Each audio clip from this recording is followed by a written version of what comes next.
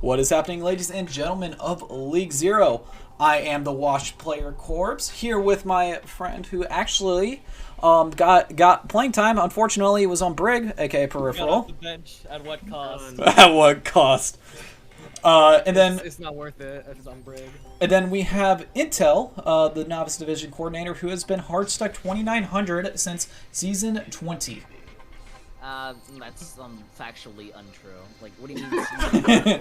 Categorically 20 verifiable as being It was silver in season 20. Oh yeah, Like, for you're factually incorrect. I mean, to be fair, you've been hard stuck novice since season 20. Yeah, hard stuck, dude. I was planning to play until Abraxas told me to become staff and then left. Wow. Okay. And then last but not least, we have Fortunate Sons Flex DPS, aka Sombra OTP, Tifer2, aka Rio Redemption's IRL's biggest fan. I don't know about that one, Chief, but sure. Let's just No, go. You should have heard him before we hit record. This man's was... Oh my god, he was hyping up Gordo. Ah, yes, of course. Gordo, All right, my favorite player in Novice. Anyways, we actually did have some games that went on. Well, believe it or not. So let's get back into them. So, Wisdom Academy did upset Rio 3-2, and in my opinion, have taken. I mean, to be fair, not really. I kind of predicted them to win. And the player of the match being Titanic, and the honorable mention being Golden Apple Guy. So the support line really popping off. And just recently, Fortunate Sons did beat Geometric 3-1. Player of the match actually being Emily, the flex support, and the honorable mentions being Vespi King and Speed Boost / Velocity. So, first of all, I know Intel, you didn't really, actually no, you probably watched the Rio versus Wisdom game. I would hope so. Same with you, Peripheral. I know you did. So, pretty much from what I saw, Wisdom was P-Bach just stayed alive longer than Gordo, and that was because their support line was phenomenal. P-Bach's positioning was phenomenal, and that just created his team to have so many opportunities that they just capitalized on. Peripheral, what are your thoughts? Yeah, I mean, I agree with that. I said in last week's countdown that this was going to be a really close game. I said it was going to come down to ultimately who wanted it more, and it seemed like that was Wisdom. I do also think that Wisdom's backline played out of their minds. Oh, so, absolutely. like, huge props to them on that. Yep, and Intel, hopefully you watch the game. I mean, being the Novice Division coordinator. Yeah, I normally try to watch them when, like, I'm alone. Like, I like to watch them thoroughly. Yes, thoroughly. All right, but so I'm assuming you didn't watch it yet, though. No, I have not. I took a nap while it was going on. Oh, fair. Honestly, fair, yeah. Sleep schedule, Pepe laugh. I know. And then Mr. Tifer2, with your game being cut short on Saturday, which actually, no, excuse me, on Friday, were you able to catch this game by any chance? Not gonna lie, I did not watch it, but mostly because I think everybody involved in our match, right, we're a little annoyed of having to reschedule. Yeah. We were all a little annoyed, so I actually didn't really end up watching the match. I was just kind of vibing with everybody else from my team. Gotcha. Yeah, So, that's totally fair. Yeah. I mean, it's obviously a little bit rough to. Especially the given circumstances where Kings Row, for some reason, is bugged out every single time we decide to play it. And yeah, so anyways, moving on to the next game. We had Fortunate Sons beat Geometric in a 3-1 fashion.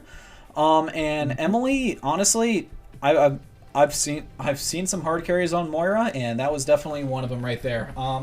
Like, her Moira was inspirational. Same with her Zen. Her Zen popped off as well. But yeah. Oh, yeah, her Zen was really good. Yeah, her Zen was inspirational, to say the least. Yeah. But yeah, she definitely had a phenomenal game going on to for Fortunate Sons, and same with Vespi King and Speed Boost. Like, wasn't this Speed Boost's first game in? I guess you can say. Yep.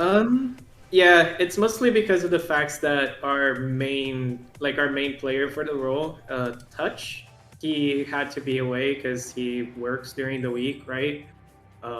and then we ended up having to put speed boost in as a replacement for that, basically. But yeah, Hey, it still worked. yep, still worked. It worked. I mean, I know Intel, you probably couldn't see this game at all, because, let's be honest, it was, yeah. But, because it was pretty much offline, and everything. Well, off stream, I guess you can say.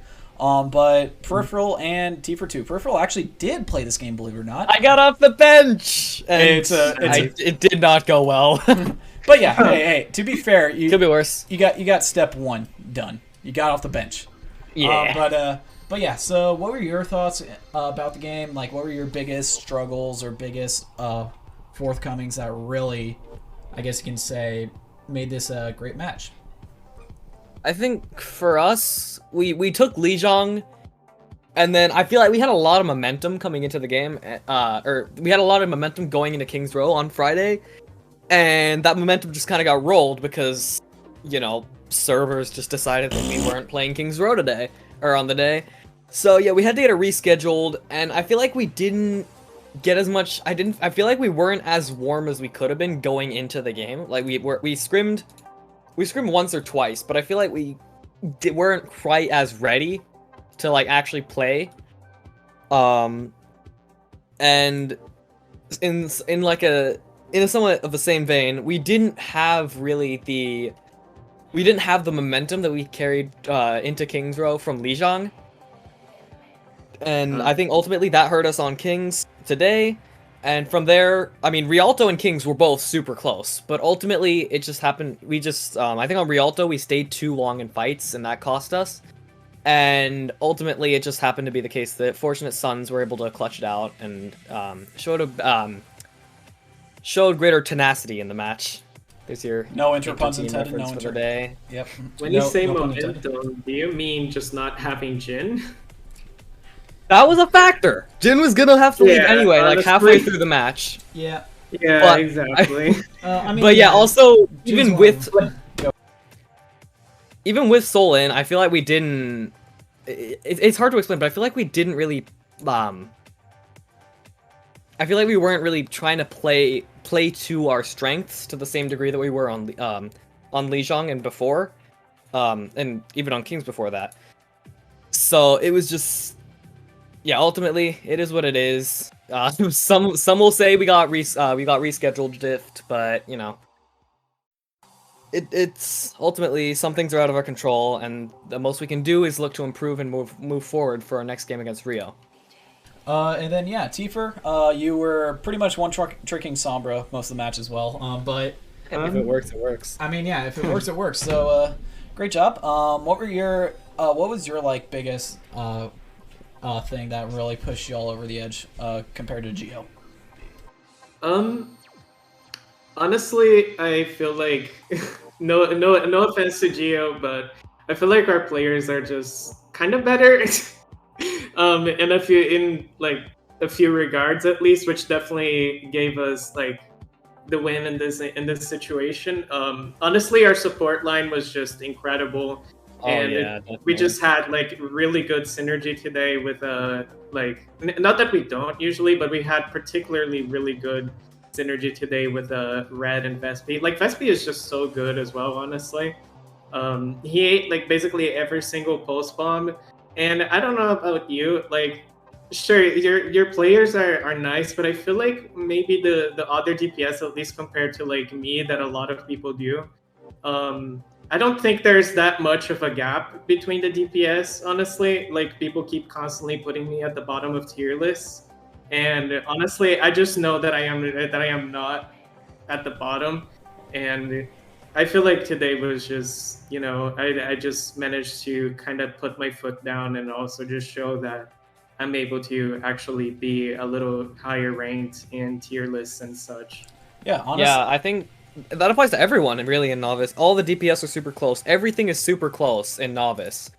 And I think ultimately the main factor is team play and, like, overall, like, team decision-making. And that's ultimately what wins in my mind. Honestly, here's the thing, here's the thing I have with tier lists. They suck, okay? True! But yeah, so, like, so that's a good mindset to have, just, there's only one thing. I mean, who cares what other people think? If you're not really if you think you're underperforming, then what can you do to get better?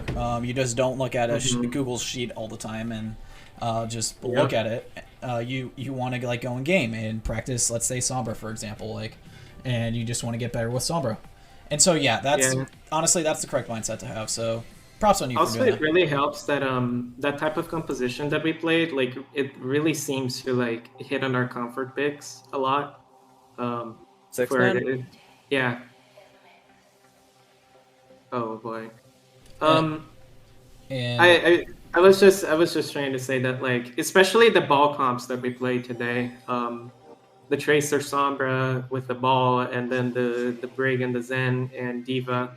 That comp actually, it seems to me at least that it really hits where we are most comfortable on. My Sombra obviously being my most played hero, so. But yeah, I feel like we definitely had an edge in that regard as well. Anyways, that's enough chitter chatter about that, about the last games. But we actually do have some games next week, or this week, excuse me. Anyways, first of all, we got Wisdom Academy versus Fortunate Sons. I have Wisdom in a 3-1, Peripheral, Wisdom in a 3-0. Analysts have 83% in Wisdom's favor, and the community also 71% in Wisdom's favor. But for Rio Redemption, it's actually pretty split. I have Rio winning 3-1. Peripheral obviously can't predict because he is on Geometric, and he actually did get playing time. So, actually, no, you did get playing time. Well, now I have played one map, but yeah, we don't talk about it. Anyways, yeah, so, and then the analysts are 83% in Geometric's favor, which is, I know. And then, the community is 67% in Rio Redemption's favor. So, I know, Tifa. It sucks to hear. I mean, y'all are once again kind of taking the bottom seat or whatever. But hey, these are predictions. It's not the actual outcome. What are you planning on doing for prepping against Wisdom Academy? I mean, the usual. We're gonna be doing scrims, right? Even like today already, after we finished our match against Geo, we already started talking about how the match went, and we reviewed some of the Rialto map in particular. I feel like people just really underestimate us a lot, and I definitely feel like we can make this be a close game at least, even if people don't seem to think that. And honestly, if it is close, then you guys definitely do have a great shot of actually winning that game. So, Peripheral. I mean, yeah, so why'd you predict the sweep in Wisdom's favor? You know, Fortunate Sons, I think it really just comes down to, like, Fortunate Sons, they're a good team. They have potential, but I really just think Wisdom right now is just better. They're in a better... They have fewer apparent weaknesses in my mind. They're more flexible as well. And I think a lot of Fortunate Sons' strength comes in team play and their decision-making as a team. Whereas Wisdom has both that team play and insane individual skill, which I'm not saying Fortunate Sons doesn't. They have guys like Vespi King and Valerie who are both cracked out of their minds. But I think ultimately Wisdom just has more of that, and ultimately I think that's going to make the difference. For all after today's game, I might have to change my prediction. I don't know if it's still going to be a 3-0, but I do still think Wisdom will take it. And last but not least, Intel. What are your thoughts about the game? Honestly, I pretty much have a similar thing, but I don't really expect kind of the teams to win a sort of 3-1. I really expect both Rio and Wisdom Academy to kind of win in just a clean 3-0. And there is a solid reasoning for that. It's because both these teams, at least, they look to have a foundation and solid, while Geo has just somewhat been a bit more inconsistent. You guys have like a lot of kind of core issues that I think hasn't, or at least people have been talking about, but you guys haven't fixed it out. And I think Fortunate Sons, they have a lot of good pieces, but they never use them in the right idea, or Red Knight's going into feeding. I think Red Knight's really good at times, but then there are other times where he really does play like a novice player. And Wisdom, really go in here. Player. Exactly, but like really like a novice player, you know what I mean? Oh yeah. Like my main tank, like my Orisa. Yeah, so I really worry because that's an issue that tends to happen is Geometric can never really stay together. They can never play as a team. And comparably so, same with Fortunate Sons, Wisdom and Rio have just been the most consistent and formulated team to where I think that they're 3-0ing easily. Yeah, honestly, the thing with the thing with Fortunate Sons is their team play looked a lot tighter in this game too. So do keep an eye out for that. I do think Fortunate Sons is going to make the series really competitive. However, I do have to give the edge to Wisdom. So that's kind of my reasoning behind it, especially after spectating the last game. And yeah, so I do. So yeah, 3-1 Wisdom. Go figure. Anyways. Admittedly, I feel like you guys kind of sleep on Red Knight, to be honest. Like, Yeah. everybody just... There's this whole, like, meme type of deal that Red Knight just loves to feed, and honestly, that's just not true, I don't think. No, it comes out of... He wasn't feeding nearly as hard today. Yeah, but He like... definitely seemed more in sync today. Like, yeah, I he think Red definitely Knight- seemed more in sync, so that's I mean, good. if we want to talk about feeding, then you should talk about your ball your ball from your team today, because that was just a lot of feeding, honestly. Like, I think I mean- Red Knight is fairly really good, but there is a reason why we say he memes, and that's often because he's either charging in like ideas to where he shouldn't be charging, or he's inside the enemy team so deep that either the support line aren't good enough to keep up, or they can't keep up, and then he's dead. But yeah, so yeah, Red Knight is definitely looking a little bit more comfortable with this team as well. That's kind of, and in my opinion, that's really, I guess you can say, brought down the feeding. Like your pathing looked a lot better. It wasn't Red Knight going in alone. It was Red Knight going in with the rest of his team. So Yeah, especially on Volskaya. That rotation on Volskaya. second point y'all had was really good. yeah, that was beautiful. Like, and I then- just wasn't sure what to do against it, to be honest. But yeah, anyways. Red Knight is so beautiful, Skya. But yeah, anyways. We don't talk about Volskaya. Anyways, we got a game that I'm sure that two of these people are really excited for. That being Peripheral and Rio's biggest fan in T for 2. We got Rio Redemption versus Geometric. So the classic Rio versus Geo game. Last time they met, Rio didn't even lose a map, and Geo has lost all their maps, and Geo walked away with the win. So this is gonna be very, very interesting to see how Rio will come back and just they definitely will want to prove themselves. So that is why I have a 3-1 in favor of Rio. But the community, the analysts think that Geo's gonna pull off another upset. So it's definitely it's gonna be a very interesting game to watch. And honestly, I might this might be my key match of the week for Novice. So if you can catch one game, catch this one. And obviously we do have Peripheral from Geometric. So Peripheral, what are you doing to prepare for this epic rematch against Rio? I mean, at the moment, we're not doing much since, like, that's true. But like, yeah. But I mean, I'm not even gonna be there, so I guess it's just like we're just working on improving our team play, really. I think a lot of what cost us the win today was our team play, so we're working on that. We're probably going to end up working on other comps as well, practicing that ball comp that we played on Rialto, and developing more synergy with our ball player. Because he has insane individual talent, but we were a bit out of sync on the day, but that's something that can definitely be worked on, and yeah, I think we can give Rio a game. Yeah. I mean, I can't. I won't be there, but you know. Yeah, I know what you mean. But yeah. So Intel, obviously you're gonna be on the outside looking in for this game. Same with you, T for 2. So I kind of want to know your thoughts about the game. Let's start with Intel. So yeah. So I think it's fairly interesting, solely because those two teams really weren't the strongest or whatever. And I tend to try to do my best to at least stay neutral, because I often will go in. I cast these games because I like to be involved with the Novice community. But I think when it comes to that, I think Geo has an opportunity, but it's all about if their cohesion works. And that's really the idea that I have, because I like Geo. I like to go inside their chats and annoy them often, but you've done it like 3 times in total. Yeah, I've done it more to like equally to other teams, alright? But I don't like how kind of split and not as a team they could play at times. And that's what can cost me kind of with like leaning towards them. But yeah, Tifa, what are your thoughts about like, especially the way that Gio played today, and compared to how you played Rio in the past? So, who do you have winning this game, and why is that?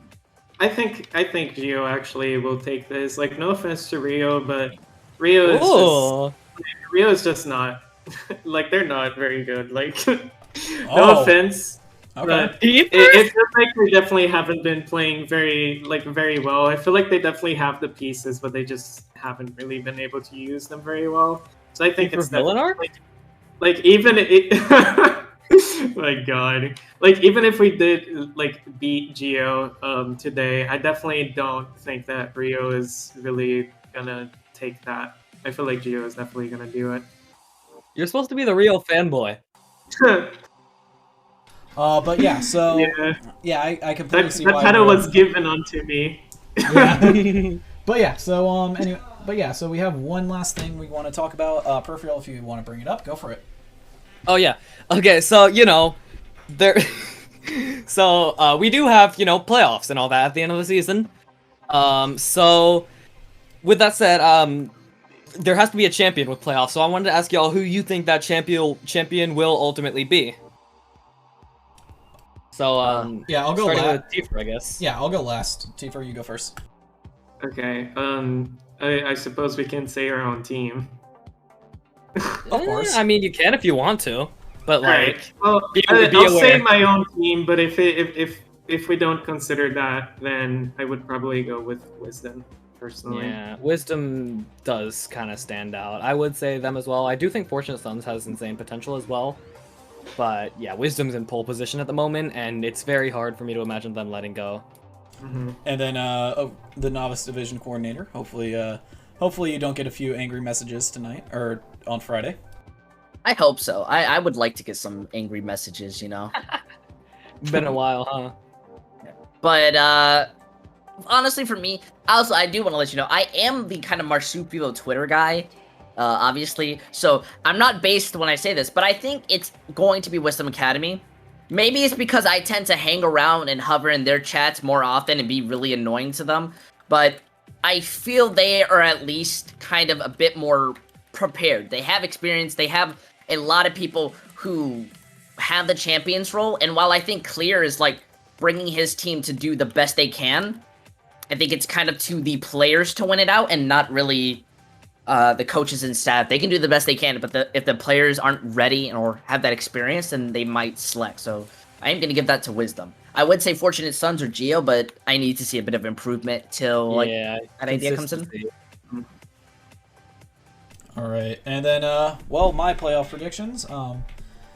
So I'll give you a hint right now. It's actually not going to be Wisdom Academy, but I think Rio is going to have a spark like a season 2 Geo where they shoot up to they go from like a mid-tier team to like just the top. And and so I think they're definitely going to have like a redemption arc kind of like it's season 2 Geo. And they're just going to roll the competition. Like Gordo's gonna get revived, and then RQT is gonna pop off as well. Their support line's gonna be cracked. But yeah, honestly, I just see Rio. I see Rio making a surprising playoff run, to say the least. Honestly, I would support Rio just because of Juicebox. True. I really like him, the Italian man. Juicebox is cool, low-key. Yeah. Yeah, he is pretty cool. And then, we both speak Latin languages, so it's like we're gonna stick together. Exactly. I mean, I took French for 3 years. Does that count? No, it does not. I mean, yeah, he speaks Italian. I speak Portuguese. Such is life. Not a real language. Okay. Portugal is not real. Yeah. I mean, I already gave mine, but I'll just restate it just in case. I think it's gonna be. I think Wisdom and Fortunate Sons are the main contenders. Wisdom is in the pole position, obviously, as I said earlier. Fortunate Sons has potential, but it remains to be seen if they can reach it, or if they will reach it, rather. So, well, we will try our best. Well, we finally made it, and ironically, we are under 25 minutes. So thank goodness. Damn. All right, but But yeah, so anyways, thank you all for coming out. My name is Min Corbs, always with my co-host Peripheral, and our guest being the Novice Division Coordinator Intel, and Rio's biggest fan in T for 2. Anyways, I wish you all nothing but the best of luck. Remember to be kind to one another, unlike the parent company of Overwatch, and yeah. Hey everyone, welcome to week 7. Yeah, week 7 now of League Zero's countdown for the Intermediate Division. I'm your host Navino, joined by Jeff. Hello. And this week we are joined by Hypnotos. Hello. From Vitalize, and Basket. Hi. From Double Wait. Cap. Yeah. Change my name. I just realized. Why are you changing your name? You don't need to change your name. Oh, I don't need to? Oh, No, you do not need to. We have a thingy over it, so you're fine. There's yeah. a screenshot in the group chat that you can see. Oh, I didn't even realize. So, wow, big week of games this week. You know. Yes. Huge. First, we're gonna start off with Double Cap versus Pepega Parrots. I did not watch this at all, but you guys 3-0'd. Basket. Yeah. Anything to really talk about with this game? So we had like, I think it was like, cause I was literally on vacation, so like that's why I didn't get to play. Mm-hmm. So I don't really know what happened, but all I know is that like, it was like literally, so we were like set to start a game. I'm pretty sure it was like Saturday when our game was set, and like literally 2 days before that we had a scrim, and then the next day we'd also have a scrim, and then like that day, which was Thursday, I just found out that I was going on vacation. Oh wow, that's So- nice. That's nice. Yeah, so and like so they only got a scrim with Silver for 1 day, but it was fine because it was Pepega, and what do you want? Pepega did look better. I kind of expected them to take a map because like they did look much better versus who did they play? Capitalism. Yeah, Capitalism. The following. Oh, and they won. they did Cap. a reverse sweep. You know. Yeah. And yeah, I mean, so Pepega though with that loss is pretty much just out of playoffs unless There's a Vitalize. chance. Rio, I think. There's a like Vitalize has to get 3-0'd, and they have to win like 3-1 or because 3-0. Vitalize has the tiebreaker over Pepega. So Yeah, if it's just been a rough schedule for Pepega. every game. Yeah, and double cap has looked like they've consistently just looked better. I think week after week, like since early season. I think Katagiri is making impact. Basket's playing really well, by the way. All the teams playing really well. I think like they're playing their best Overwatch, and Pepega is also probably playing the best they're playing, but their schedule kind of hurt them in the end, I think, and it's just unlucky, right? Yeah. Yeah. All right. Well, I don't think there's a lot more to add to that game because it was kind of like just from kind of scuffed, but also still a roll. Like you really can't really talk much more about that. Hopefully we see like maybe Pepega gets their win, and maybe we'll see also Capitalism's first win.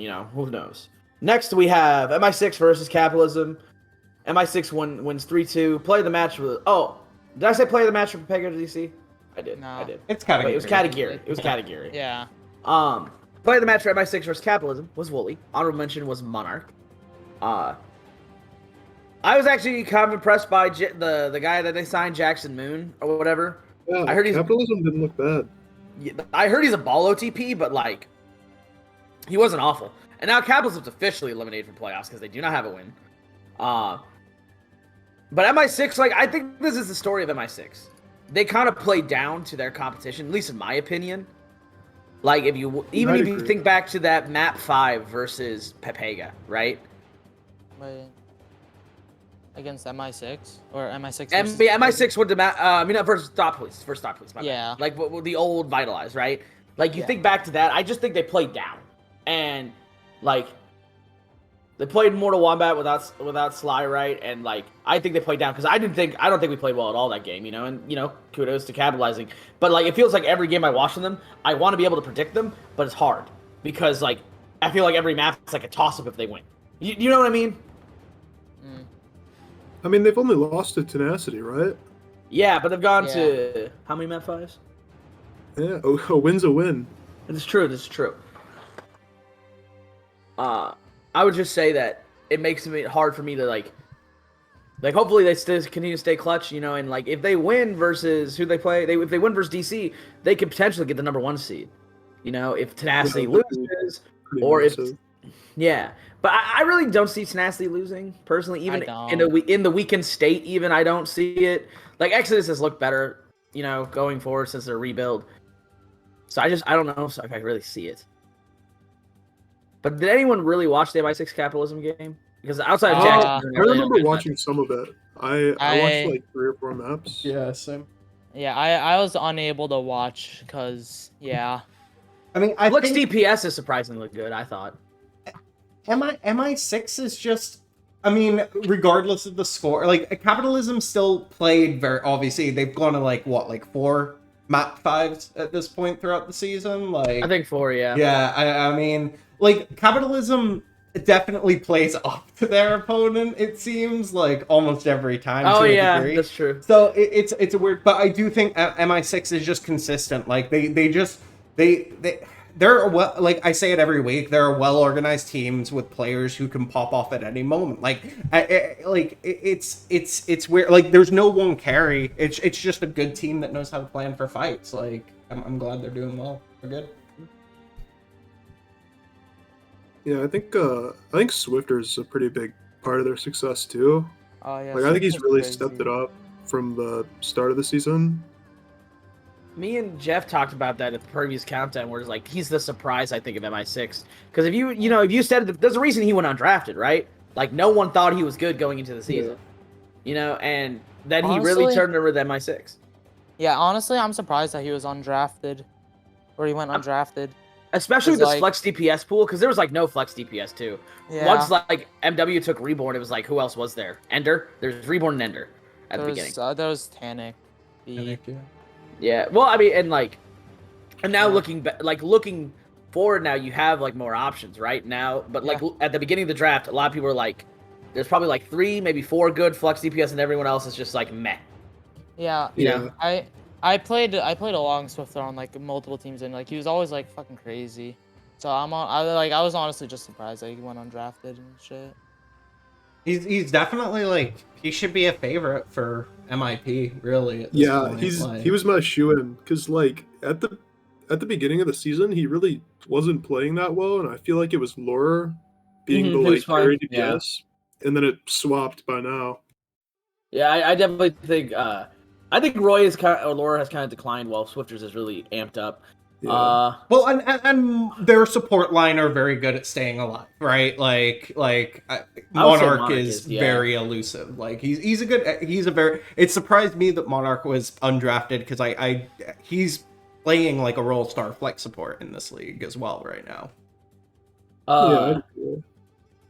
I would say I think Monarch went undrafted just because like I think every team captain or every like GM or manager, whatever you want to call him, knew Monarch, and we all knew one thing. What? Monarch sleeps through scrims. You can ask Tyler. You can ask, like honestly, you can ask the guys from Tenacity. You can. I don't know if Chef knew that at that point, but I know a majority of us definitely thought about it, and like Wana knew that too when he drafted him. I remember, like.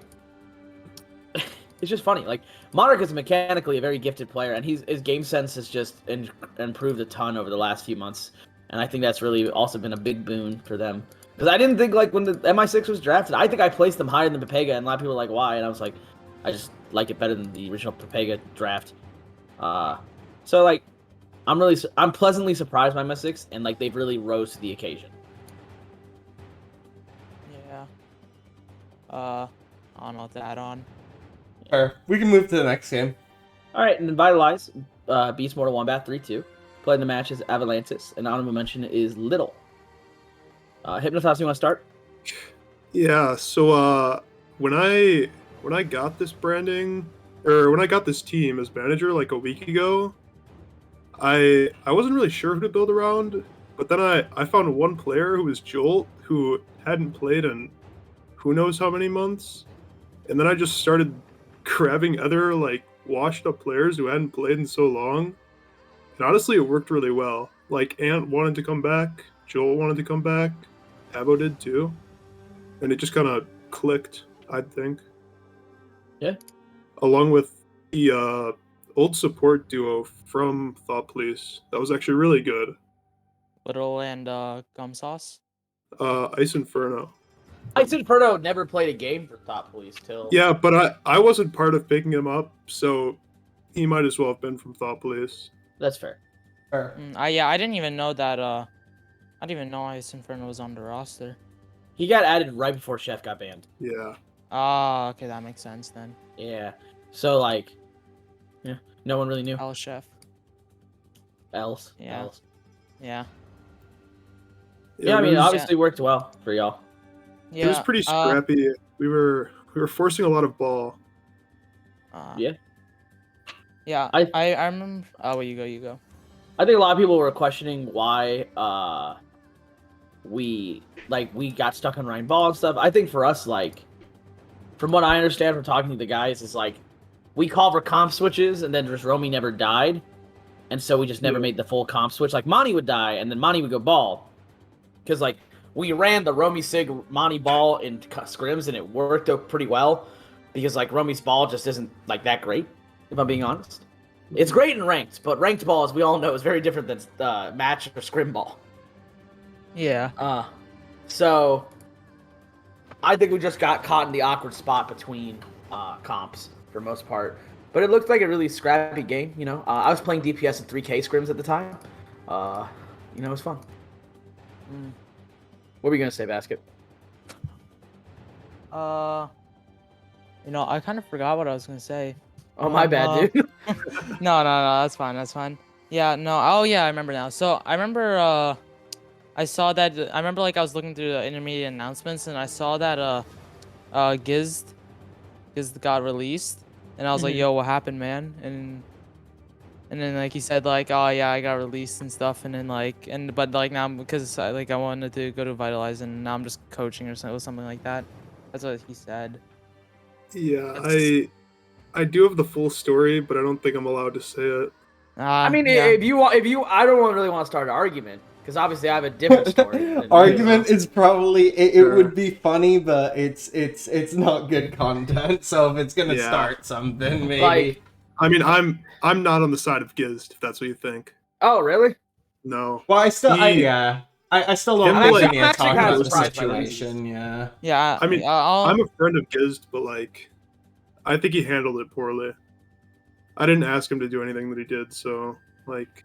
I know, like, Hypnotoz, if I really thought, frankly, if I really thought you, like, had done this, I probably wouldn't have brought you on to the countdown because I wouldn't want to get into this argument, but you're chill, and, you know, and for the most part, like, I hate how, because I advocated to Giz to start for Mortal Kombat at the beginning, like, over Aplom, you know? Yeah. And I love Giz, I think he's great, but he also just hates Baptiste, which is partial meme, partial true. Yeah. No, this dude, it's kind of crazy on how he just doesn't like Bap. I am excited to see I'm excited to see the new team because unfortunately this game was gone the next day from all codes, so I have not been able Didn't it to get watch. streamed?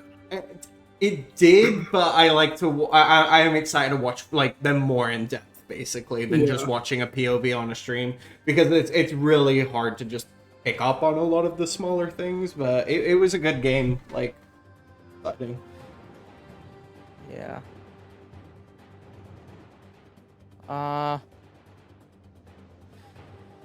Yeah, I don't really know much about what happened in the game, so I can't really add on to much. I mean, wait, do we even have VODs of that game? No, because Because So- Actually, I will say, the Tuesday one person I didn't patch. mention, Remy played really well too. I think he was like a star on PAP. It was a pretty big steal for us. Yeah, Remy played really well, and like I think Remy has actually been underrated on Cap, like because like they like he just is a really solid performer. I don't think he necessarily has the pop off potential, but like he just like every map, like he's not gonna lose you a map. No, he's very good for like he has a, I mean, I've played with him. He's a great player. Like I cannot speak highly enough of him. He's good. Gonna pop. I'm glad he got on a hopefully winning environment. We'll see, man. Like as long as Vitalize makes playoffs, that's their goal, right? Yeah, like you make playoffs, like that's a foot in the door. We did get a really good schedule too, playing like unarguably the worst team in this like second half in cap. Yeah. Oh yeah. Fair, yeah, No, yeah. I'm pretty sure that. I'm pretty sure that as long as you guys win against Cap, you guys just get get in the losers bracket. I mean, even if they, as long as they don't lose, as long as they do not lose 3-0. They just need to take a map, like one. They just need a map. Yeah. Yeah. One map Yeah. secures it pretty much. I don't think they can overtake. Yeah, I don't think they can't overtake us. Nah, but I don't think so. Yeah, the map difference is too Just much. 'cause, yeah. Yeah, but you could like as long as you win a map, you're guaranteed playoffs. Mm-hmm. And even then, it still takes a lot from, like we said. It's Papega Parrots needs to win by like 2 as well, I think at least.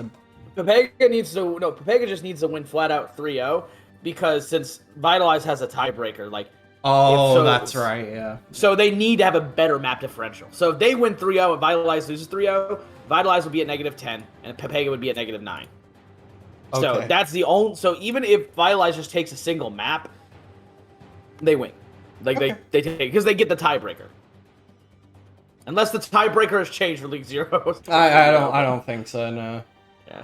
Okay, we can talk about Tenacity 3-0ing again this week, right? So losing 0-3. Oh, they lost. Oh yeah. Yeah. That's, yeah. Whoa. Yeah. I honestly, I'm just surprised about that. I mean, I watched the game from the POV of like I think it was Swirlhawk's POV, and like they just like I think Tenacity looked better in the brawl, but like Exodus did such a good job of forcing everything except brawl, even on King's Row. Like Tenacity on King's Row capped with like almost 4 minutes, and then Exodus turns around, runs monkey and some other stuff on King's Row, and caps with 5.5. What the fuck? And then they run double shield in their second defense. Like, they just played it well. Their players popped off. Like, They outpumped them, honestly. Like, or they to a degree, right? I think it's like, I think partially, I agree.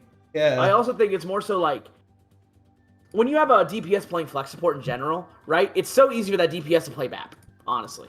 Like, because BAP is just like a pretty like, you point, you shoot, you kill. Right? And it's not even like Ana, which is a little like, Ana like is like sort of the same concept, but there's more nuance to it, right? Yeah. While BAP is in many ways a better soldier, And so I think maybe getting forced out of that brawl changed, mirror. but- Yeah. I think getting forced out of that brawl mirror just really accentuated the weakness, right? Of the fact that they have a DPS playing flex support, in my opinion. Yeah. Yeah. Wait, what roster changes happened to Exodus? They added Over. this guy named Toxicinator, if I'm saying that right. Player of the match as well, by the He way. played in the match. Honorable mention was Laser. But Yeah. Toxicinator plays, from what I saw, he played ball for them on Busan. And his ball was pretty good. If you think about it, I don't think Exodus has a ball player outside of him, because Kabi doesn't really play ball.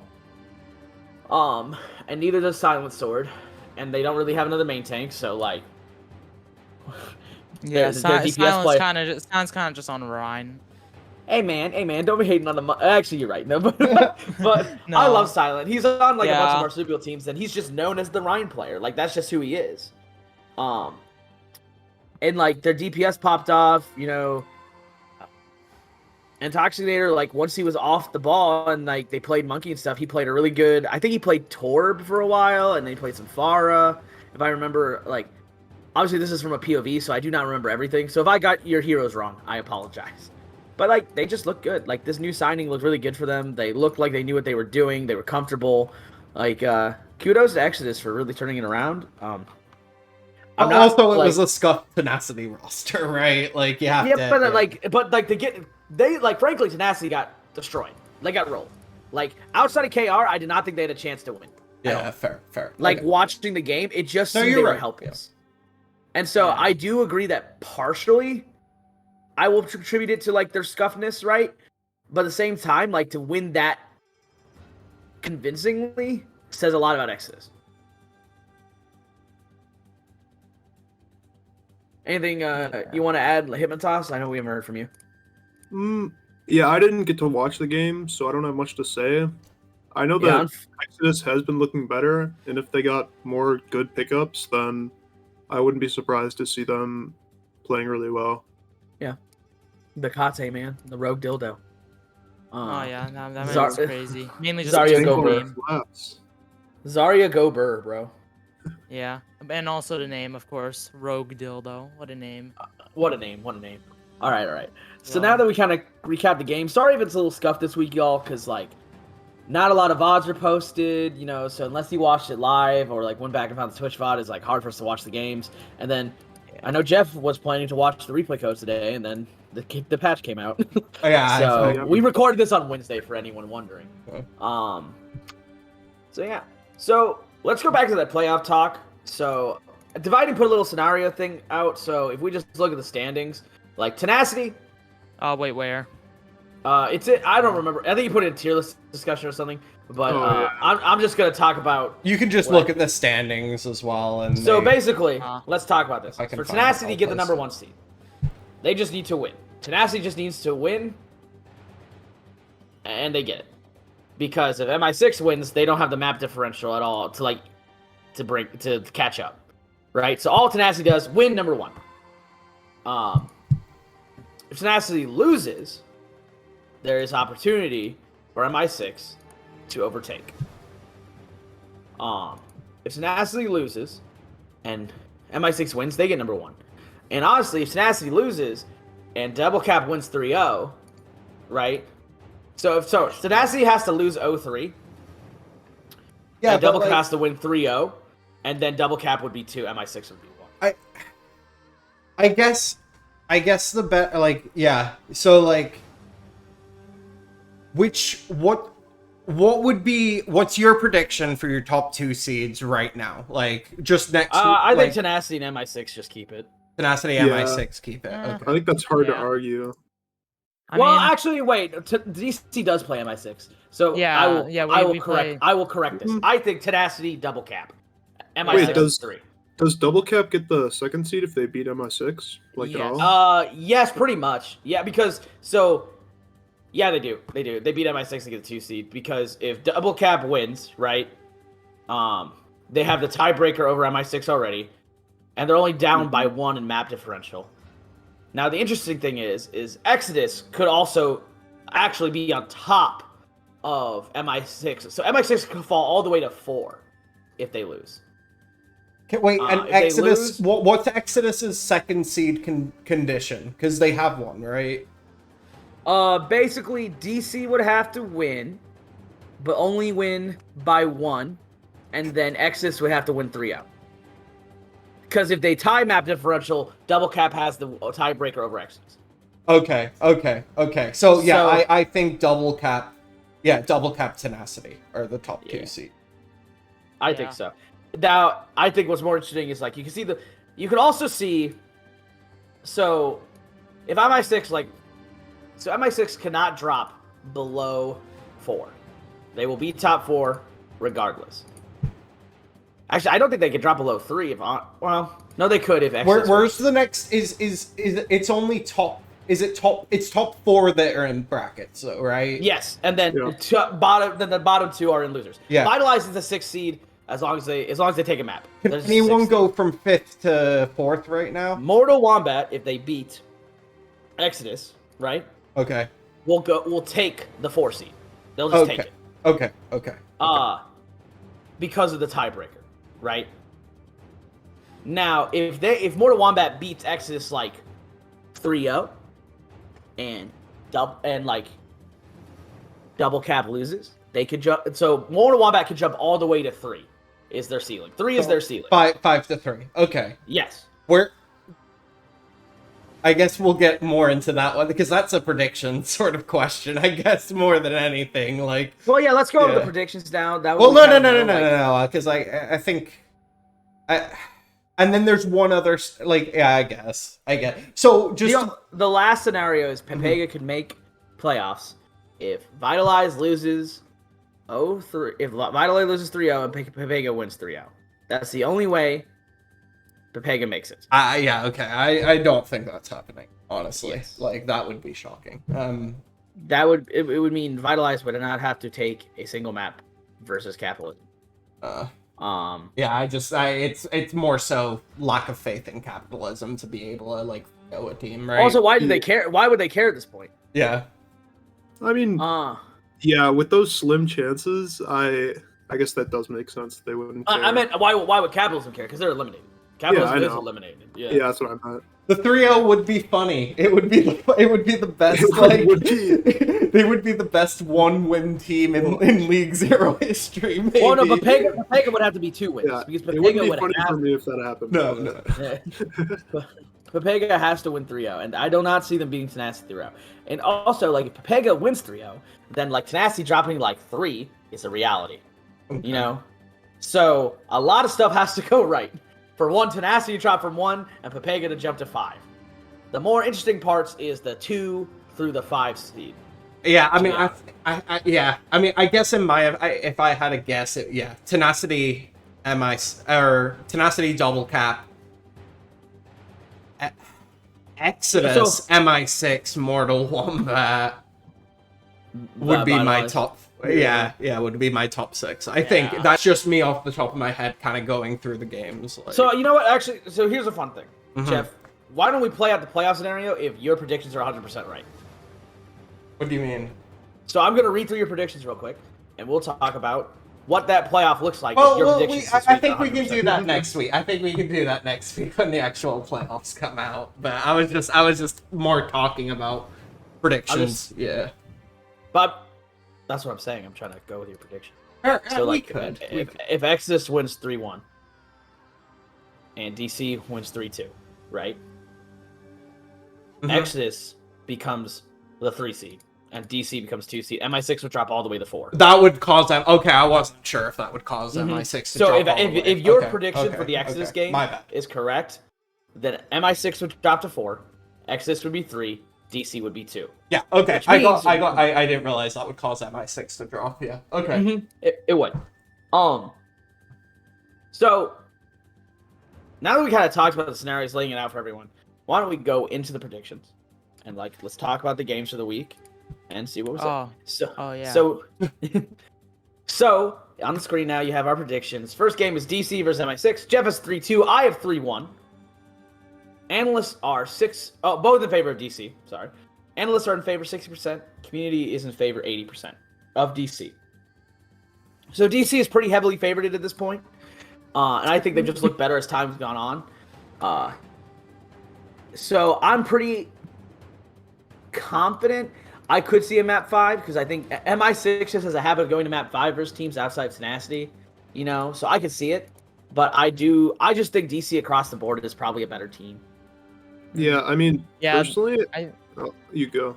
I was gonna say that. Yeah, I definitely think that like we have like more than capable of winning, but like it's just like kind of Gibraltar, man. It should be a really good series though. Like I'm kind of surprised. I'm kind of surprised people have it so close.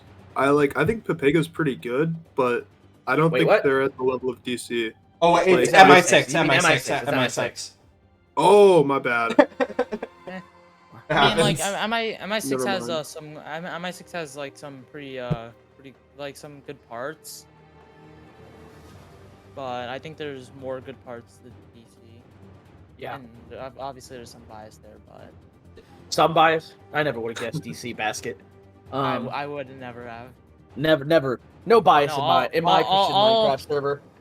Yeah, all my bias is actually on a Vitalize. Oh, nice. I would definitely be.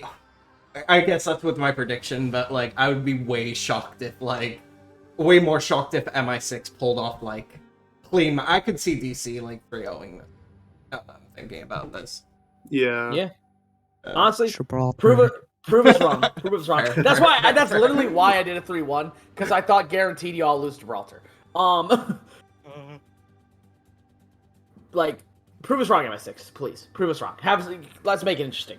No, I disagree. I disagree. I mean, yeah, that's fair. All right, now that we kind of talked about that game, let's move on to Vitalize versus Capitalism. Jeff is 3-0. I have a 3-1. Both in favor of Vitalize. 100% analysts in favor of Vitalize. 87% of the community in favor of Vitalize. Hypnosas, do you have anything you want to say about this game? I mean, I'm coming in pretty confident. Yeah. That's all I really say. It's fair. I don't think Cap is good right now, even with whatever pickups. I mean, like, I think Capitalism takes either one of two ways. They give up, don't care anymore, or they rise to this challenge and like, I'm not going to be a winless team. I'm not going to be the SBC or the Rio or Easy Clap. Like, we're going to have a win, bro. And you gave them one map for that. I gave them a map because I just... Like, they've gone to map 5 against so many teams so far. I cannot see them getting 3-0'd at this point. The last time they got 3-0'd was, I think, versus us, Mortal Wombat. Like, that's the last time they got 3-0'd. Even though I'm confident, my prediction's still 3-2, just because Kappa's history. Honestly, actually, if you look at it, the only team to 3-0 Capitalism this season was Mortal Wombat. They've taken a map off everyone else, including Tenacity. Because their map differential was, like, stupidly low when you were looking at, like, Thought Police and, Well, like, they're Pega. 0-6, right? Yeah. They're 0-6 and have a -9 differential. That's Vitalize not... has 2 wins and has a -7. So, they, like... That's just such a stark contrast. Like, so it's hard for me to predict them to get 3-0'd. 4 map like, 4. Make it 5. Yeah. Half their season being map 5s is hilarious. Like... I think they played probably the most amount of maps. Yeah, if you look at the map, I think they played the most amount of maps. They played 25 maps this season. The next closest is MI6. They're at 24. Oh wow! That's... Mortal Wombat and MI6 are both at 24, and then you have Capitalism at 25. Well, there's been 27. What's right, Tenacity's total? 19. They've only played 19 maps. That's insane. So so actually that makes it more like shocking. It's like Capitalism is at 27 maps played, while MI6 is closest and Mortal Wombat both at 24. That's crazy. So they played basically an entire 3-0. Well, more than everyone else. I think it's pointed out so much because they've lost the 4 maps. Like there have been a few but obviously if they were winning this, we wouldn't be talking about we probably wouldn't even be noticing it as much. But the fact that they have lost everyone and the fact that they made a big deal of the curse the first time, kind of locked me in on it. Yeah. Honestly, they kind of, for a football analogy, they kind of remind me of, the Buffalo Bills in the early 2010s who just were awful but made every game look close. Yeah. I'm really familiar with that. Okay, I realize that to all the people that watch this from Buffalo, which I think is actually just Gizd and Shadow, and maybe Romy. I know Romy's from New York. There's wow, that's a lot. You're doxing a lot of people there. Yikes. They're just in New York, bro. You know how big that state is, bro? Get over yourself. Connecticut, maybe? No. Connecticut. But, you'll know what I'm talking about. Alright. Now, let's move on to Exodus versus Mortal Wombat. Shep has a 3-1. 80% of the analysts are in favor of Exodus, while 53% of the community are in favor of Exodus. Jeff, what do you want to say about this game? Exodus looks good, and I think if they honestly, I know Mortal Wombat's gonna prepare for it. I know they're gonna prepare for the ball comps, but I think it can get a lot of value against you guys, to be honest. So I think the disruption's gonna be big. That's kind of where I'm at with it, and I think Exodus is playing pretty well right now. Hey man, you don't have to say against us, man. I'm bench player now. Bro. No, fair. But that's my thought process behind it. Now, Mortal Wombat could prove me wrong. They could run Brawl or something, or their Monkey really effectively into it. But I think Ball's in a really good place right now, and I don't know. Yeah. I have faith. Ball is very good. If you like playing Ball, then you're gonna have some fun. So. Yeah. Yeah, and that is Exodus. That it kind of lines up for Exodus. And it's kind of the opposite for Wombats, who have their off tank on Ball, right? Oh yeah. Yeah, as of right now, yeah. And like, it is weird because like you do play Ryan on some maps, right? You do play Ryan at some points. So it's like, do Yeah. you take Romy out and like risk not having a Ryan player, or do you like because like I don't know. It'll be interesting to see. Like I told you guys before we recorded, like I think Wombat has two ways to go about this, and I also don't really know how we're going about this because I literally have not been at scrims at the beginning of this week because I've worked all 3 days this week. And you can either really prep hard for X's and try and get that jump to like the winner's bracket, or you can just like prep, see what happens, and then use that extra week because like you don't play the losers bracket, you get a week break because of the losers break, right? At least I think that's how it's working. And then you take that extra week to like get better, right? Yeah. It's completely how Mortal Wombat wants to take it, and I do think the team could still be good because it's not like the last two games have been just like they got destroyed. You know, they were both really close games. Yeah. So I think Mortal Wombat's still able to compete. I just don't know, like, we just have to regain our early season form, honestly. Yeah. Just get good. Or Get good, forehead. True. Get good, bro. You know, sign up to Get Good North America. I'm joking. I'm not. Oh no. All right, moving on to the last game of the week. It is Tenacity versus Pepega Parents. Jeff has a 3-1. I have a 3-1. 100% of analysts are in favor of Tenacity. 80% of the community are in favor of Tenacity. I just like, even though they looked pretty bad versus Exodus, I do not think they lose to Pepega still. No way Tenacity throw 2 games in a row. Bro, no, Yeah, honestly, I don't like, think that's how they want to end their season. well, also, like, you could argue, like, maybe, like, they wanted to sandbag, like, they don't care because, like, they've already basically have the number 1 seed, like, cinched up, right? You know? But at the same time, like, if they lose a second game, that's not sandbagging. That's just you're falling off. I think they have to. I have a 3-1, but I think for them to truly be, like, the favorite going into playoffs in my mind, they have to 3-0 and dominantly 3-0. And they play Epic Yeah, Shock. I agree. Yeah. And if Epic Shock, because like early in the season, right, like Epic Shock's ball was like just unmatched, right? Like I think with the changes and like in this meta, like I think he can, if he can play like he was playing early in the season as well, right? Like they can just coast along on that. Like it's just such a good team. Like I think they come back after this 100%. Yeah, I agree. I think, like, I love Dizzy.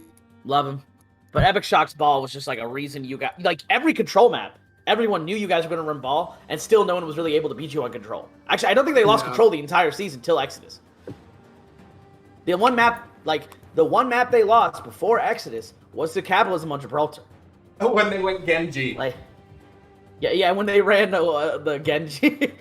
Was it Rav Genji? It was Rav Genji. Yeah. Rav Genji, bro. Like, and so to me, it's like, lean into that ball play, bro. Like, Epic Shock is so good at the ball, and his timing is great. And then you have a great Tracer player in Rav to back him up, right? Like, just lean into that. Personally, I'd argue Epic Shock's probably the best main tank of this league. I don't know what your thoughts are, but even Dizzy doesn't stand up to him like flexibility-wise. I think actually every main tank in this league. Pungus. But Pongo's ball was his weak point going into the draft. And I still think it's his weak point now. And Pongo has played like half the game so far. Like no, it's just because we call him Pungus. That's it. Nothing else. Oh, okay. I think I think Epic Shock has shown that he could play all tanks effectively because his Ryan was good, his Monkey was good, his ball was good, you know. And he might not be like the best on each tank except ball, but he can play them all, right? While no other main tank in the league so far has proved that. Because like we're talking about Exodus doing well on ball. They did not have their normal main tank player on ball, right? So I would argue Epic Shock has been insane for them. So yeah. Definitely like my runner-up, my favorite for 7th man of the year right now is Epic Shock. Actually, I was talking to about this with someone. I think like Epic Shock has played enough maps where Dizzy could probably be considered the 7th man of that team. I don't know, but like he plays pretty much every series, Epic Shock plays control, and then Dizzy comes in for the other two, except when Dizzy wasn't there. Yeah, but there have been multiple games where Dizzy wasn't there. Was it been multiple? I would have to go look. I would have to look. I know he played all of the first week. And I think Yeah, he yeah. was- Versus Mortal Wombat, he did. If they're actually eligible by like the end of this week, I mean, it's a lock almost, right? Like it would go to one of those. Yeah. Well, either Dizzy, I think it's like the main tank role star is going to be between Dizzy, Pongo, and Epic Shock. Andrew, you could argue at some points, but I think Andrew's only looked super good on his brine. And, you know, even when they run ball, Andrew doesn't play the ball, right? Yeah. So, and like that's the same thing with Romy. Like Romy looks really good on Rhine, and his monkey was pretty good in early weeks, but like that's it. You know, the only other tank I think that played all three tanks effectively, honestly, was Nova for Capitalism, because his ball early season was good, and then like they kind of just fell off, you know, and Nova stopped playing, and now they run Jackson Moon. Man, what happened to Psychic Core? Man, it could just be Bro, you mean the horse. pin off the map master, bro? Yeah, I mean the horse god. Dude, should we have a moment of silence for all the dead main tanks? Fish, Psychic Core, who else? Hey, bro, don't be dissing him with the boy Fish. Bro. 4200 peak on PS4, 4200 peak. He's so good. So good, bro. My bad. Hey, remember, Exodus was a top 3 team when he played for them. Top 3. I think they were top 3 in the standings. I actually argued Bro. top 4, like when that was the point, but it was not because of him. Okay, in the standings when he played though, because he only started the first 2 games, and then they lost to MI6, and then he left the team, right? Remember, the first 2 games were against Thought Police and Pepega. I mean, But those are. still, It's yeah. I mean, yeah. Dad looked so good. Dad did look good. I will did say, pop off for Dad like 2 Dad weeks. looked like he was doing God's work, honestly, in the Doomfist, bro. Yeah. But if Fish is still on this team, I don't think they adapt to ball very well unless they make the signings they make. Yeah. Anyway, okay, now that we got all those out of the way, those are pretty much the predictions for the week. Wow, That's it. Yeah, So- we're pretty much done. I felt like this countdown really flew by, you know. So I'm gonna go around just ask for final comments. Like, give me like a hot take for the week. Let's do a hot take. Okay. What is a hot take you have for the week? Take? Well, we'll start with the guest because Jeff I know doesn't like being put under pressure. So, all right, Basket, what's your hot take? My hot take is that we're gonna I don't know. Pepega's gonna win against Tenacity. Yeah. Okay. I think Pepega's crazy. Yep. Okay, Hypnotoss, what do you got? I actually got a pretty good one. I think Katagiri is insanely overrated. Oh, okay. Rate him so high. Uh-huh. Like, I think either of DC's off tanks could start over him. Okay. So Nikos or Fimi? Yeah. Okay. Like, especially their SIG has not looked there. Okay, that's fair. I mean, I've mainly noticed his diva. Diva's all right. because he's very That's good. fair. I think his Diva's okay, but especially his other off tanks are. I don't think they're up there. I mean, Okay. like all we play. I mean, all we play is just like mostly Diva stuff, and sometimes Well, some yeah. Shield. Diva's in a really good place in the meta right now. Yeah. So, Diva's always been meta. yeah. Well, no, not during peak double shield. Oh, Not you during, missed like- the joke. You missed the joke, Navino. Oh wait, yeah. Bro, I literally was referencing that conversation. I just totally forgot about that portion of it, bro. Bro, I cannot believe that was I cannot believe that was a conversation that we had in this tier list discussion. Like multiple God. hours. Dude, this man. Hey, but he coaches at my 6, so you know, top 2 Yeah. team right now. 'Cause Actually, you know- where's King Genius? Where's King Genius? Where's King Genius, bro? Don't worry, Yeah, he's like only his brain, cooking like his brain is just so big, dude. It So scares me. big, so big. Ursa Like, he's Rhyme so was smart. inspirational. Remember when Thought Police ran nothing but Ursa Rhyme? Like, Right, bro. Yeah, that. An entire game where Small Hamster played Orisa and Greg played Ride. it was just. Dude, Oh, I God. distinctly remember. During Flux, right? He was coaching us, and then he made me play horse. Oh, I and then remember we that. got and then we got the final. So clearly it worked. It did. Okay. My hot take is I think DC just actually just stomps MI6 into the ground. That's my hot take. Okay. I think it's a hot take because like I do think like I predict him to take a map. Oh, yeah. I still think It's definitely a hot take. I'm not like yeah. All right. No, I would agree with you there, but there's kind of a bit of a problem of a Gibraltar. So This is true. Jeff. Yeah. My hot take? Yeah, okay. Exodus is gonna have a map with 5 environmental kills to Mortal Okay. Wombat. You guys gonna have bingo cards, everyone. Bingo cards for this weekend. Yeah, Uh, that's my hot. I don't know. Breadsticks. I don't know if it's a hot take, but my reasoning behind it is they're gonna play a displacement comp, and I think Mortal Wombat's what gonna map? get forced into a brawl at some point where they're comfy on it and they want to go it right. Like, and I think they're gonna feed on them. Like, I think it's gonna happen. I see it happening in like 6 scenarios. Like, I don't know. What map? What do you give me your best? Like Imagination. actual map? That's insane. I don't know if I can do I mean, that. Nepal has a lot of opportunities. Like any of the control maps have a decent amount of opportunities for environmental kills. And then, If I had to guess, Nepal, yeah. what is Ilya? I don't even remember. I don't the think control maps. Ilios It's is. not. Yeah, Oh, it's Busan. I'm thinking Busan. it would It's probably. like it would- Busan does not have a lot of. I guess it would opportunities have to be Nepal. So if for that. Or it's- Lijiang if you did Lijiang. yeah, maybe Gardens. Lijiang. Yeah, there's no. It would have to be a very early map, so maybe it doesn't happen. But that's my hot take. I'm gonna stick with All it. right, fair enough. All right, well, thank you all for joining us. It was awesome doing it. And next week we'll bring you playoffs. We'll know the seeding, we'll know the matchups, and we'll talk about it all here. The countdown. I was joined by Jeff Bye. and Basket hi. and Hypnotize. Bye, I think. Yeah, this is a bye. Okay, thank you all for joining us. We'll catch you next week. Hello, everybody. Welcome back to Countdown. We've had one game so far this week. We're recording a little bit early since one of the games did get delayed, but once again, I am RMM here with Asdo. Hello, everybody. Great week 7 coming in. Oh, it's week hot. 7. Okay, thank you. Yeah, But- you're welcome. I figured you forgot. I have forgotten, but Yeah, this week we have X Runner and Glacial with us.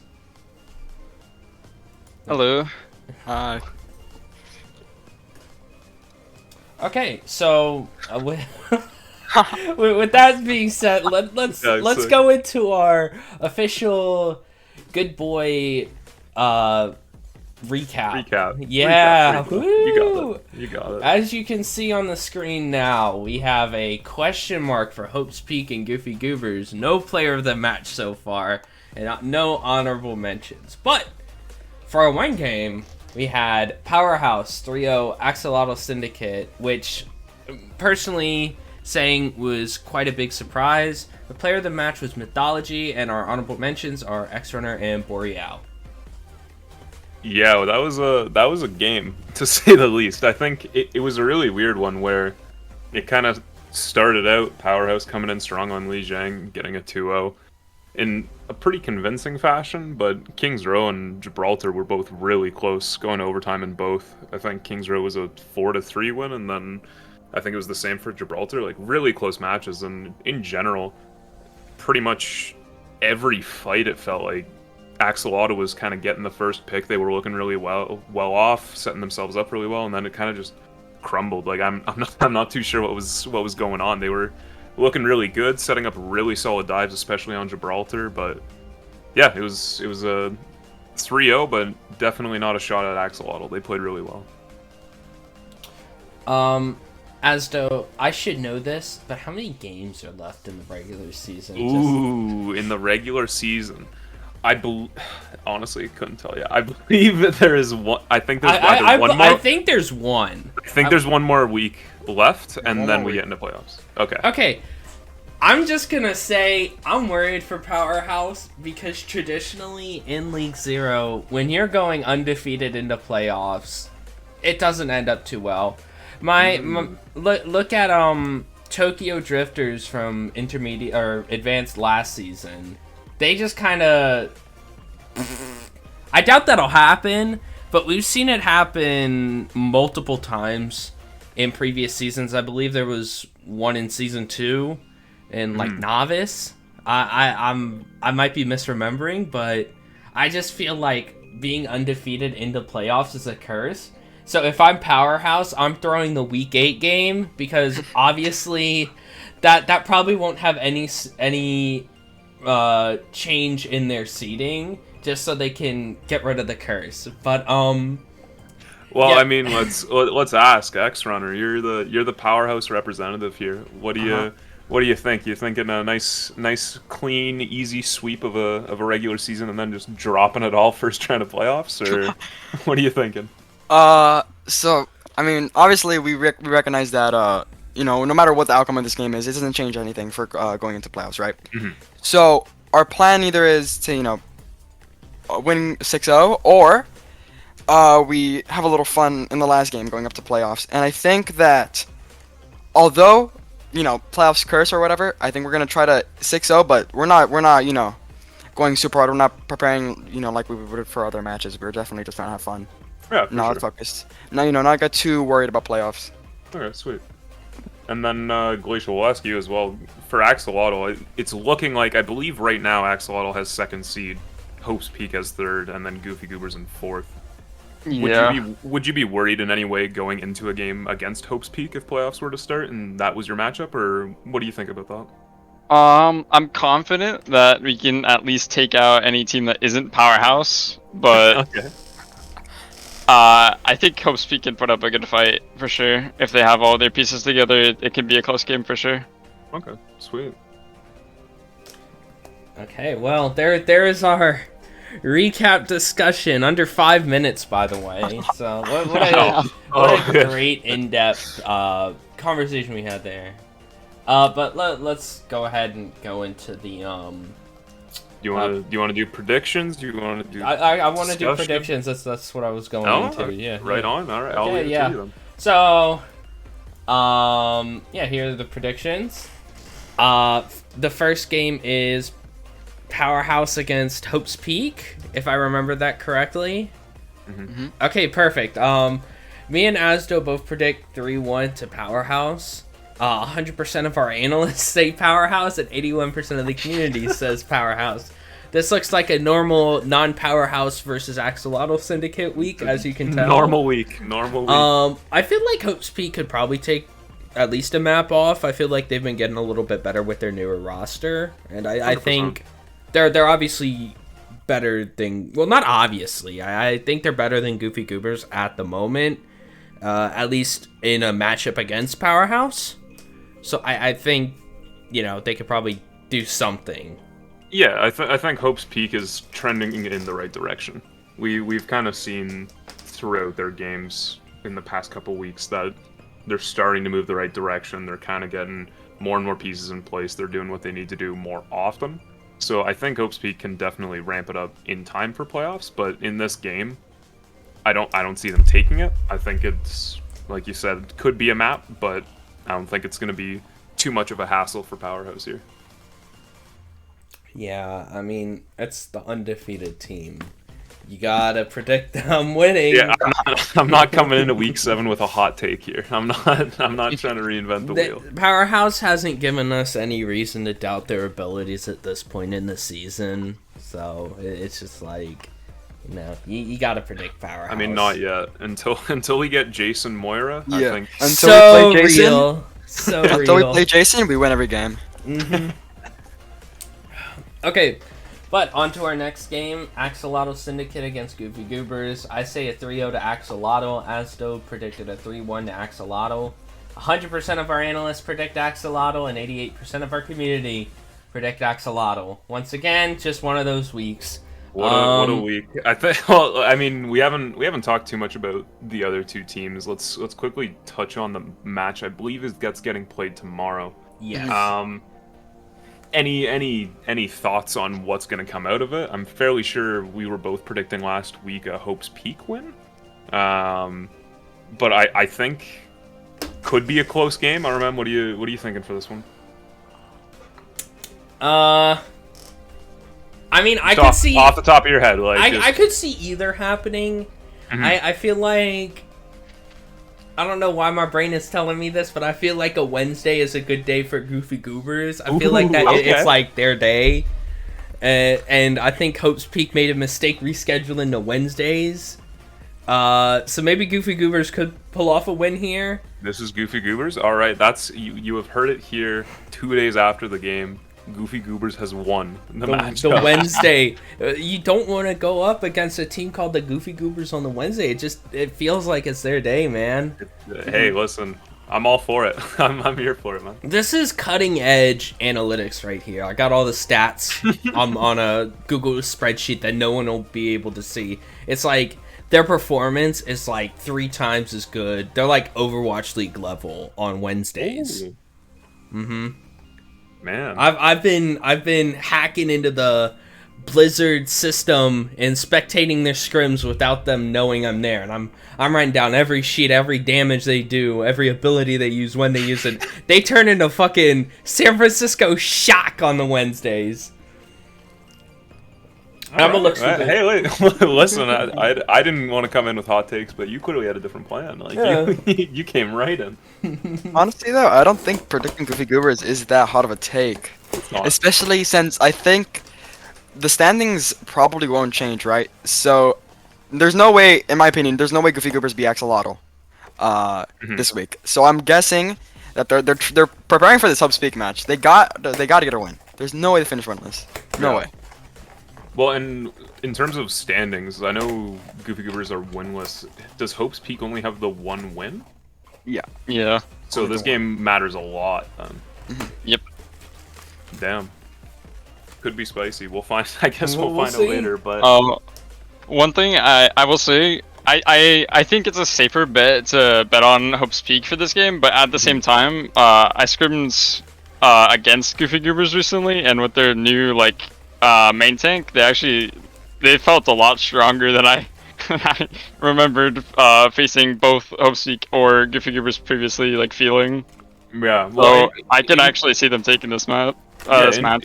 In general, something we've kind of heard in the past was that some of the weak points were just kind of some of the synergy in the tank line in the past. So knowing that we're starting to see maybe in some scrims that tank line starting to click, it could be time for Goofy Goobers to just shoot up right to the top. Could be. I think their main tank is super on an alt account. Okay. Alright. Alright. He used his Overwatch League funds to buy an account in GM and then sign up for League Zero. I have proof of this. He was like, yeah, I want to play in League Zero. That's the one. Yeah, out of every league I could smurf in, I'm gonna play in League Zero. Hey, if it got past the admins, he's allowed. Yeah, it got past me. I knew it was happening. I do not endorse smurfing. I feel like that's necessary to state. Okay. Oh yeah, the question time. Let's get into the questions.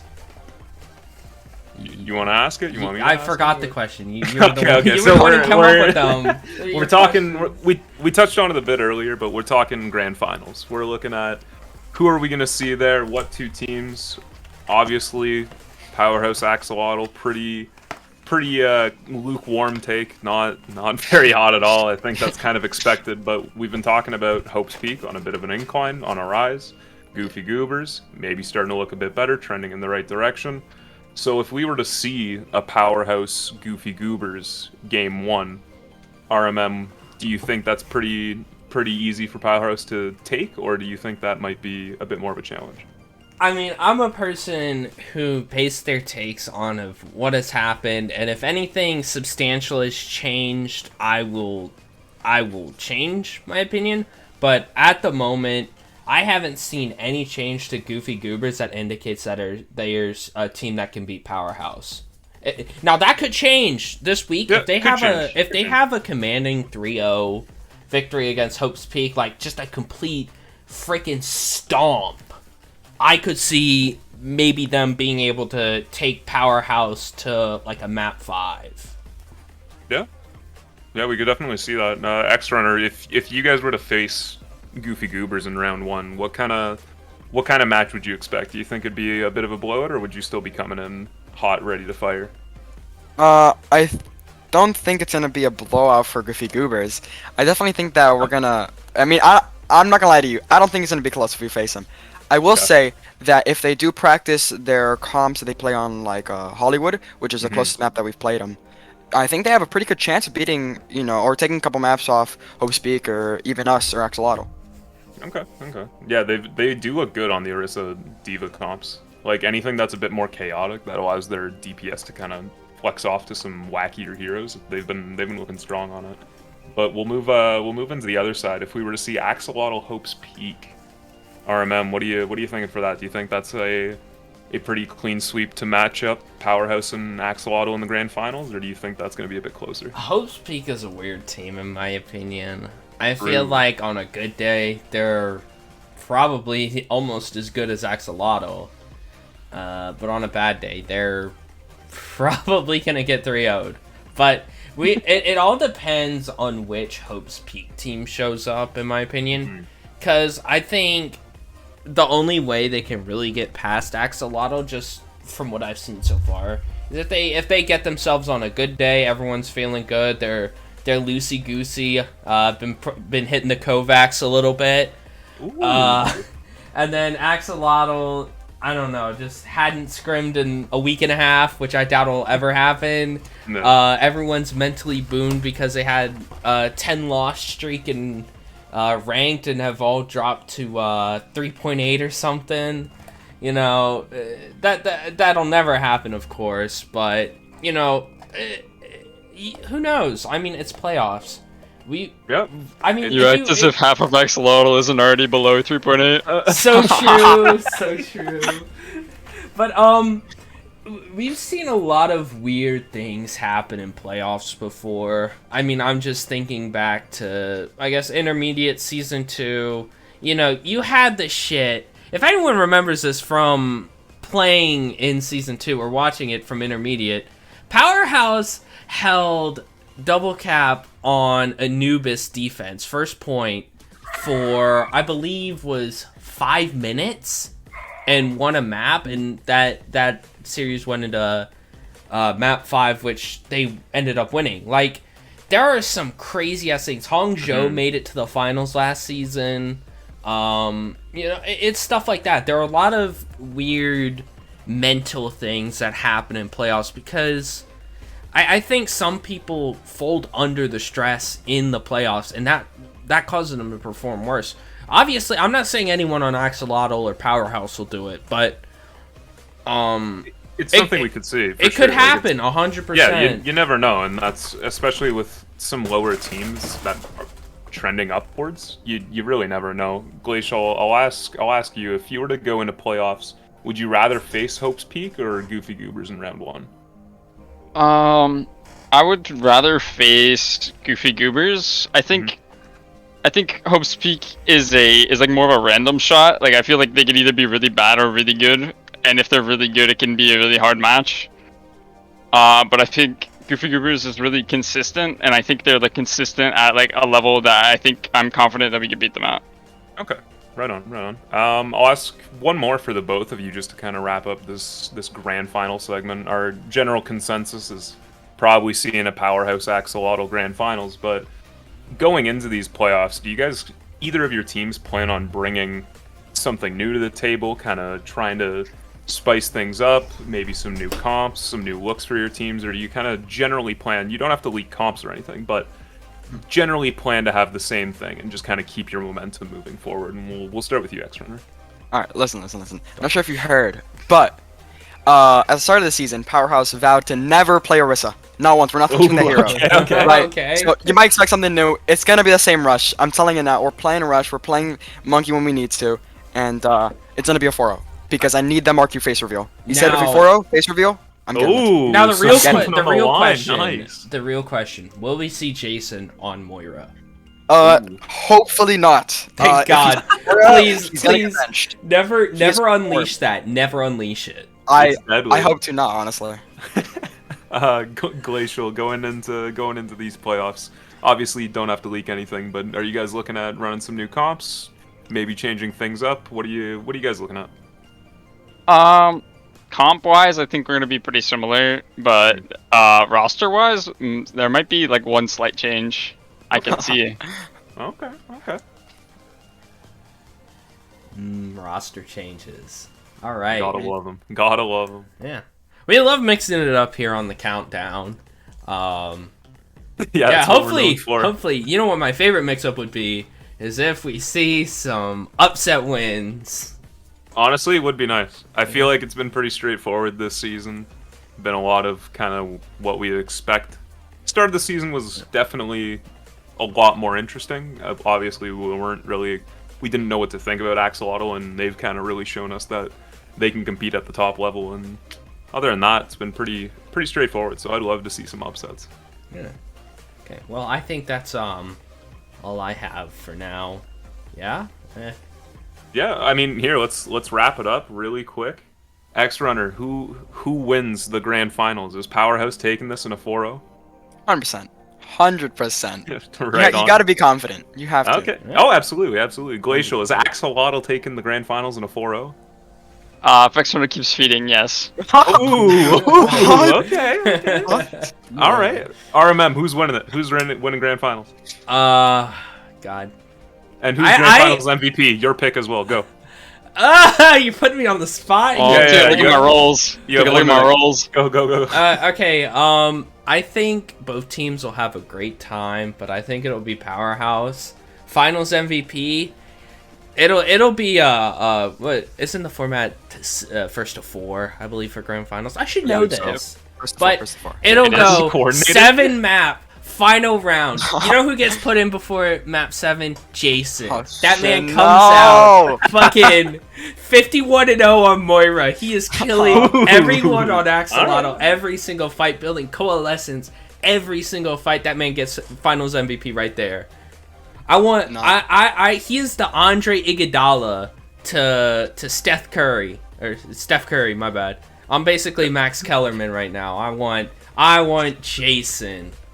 All right, right on. I'll tell you right now. I'm not gonna predict because, I mean, who knows? We don't know at all. But I will say, if it is a Powerhouse Axolotl, I'm looking forward to that DPS matchup. We saw it this past game, Azali versus Glacial. Solid matchup. We saw Boreal versus Sparrow. Really good. Like, it was awesome to watch in that May McCree duel. Like, a lot of really cool things going on. So I think that's something to watch for going into grand finals if we see Powerhouse Axolotl. Okay.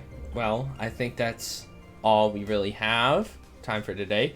Just a little bit over 20 minutes today. I'd say that's one of our... Is that one of our longer ones this season? It is. Yeah, sweet.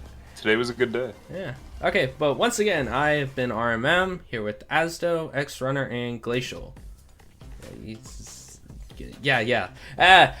And this me. You got a chief. Close it out.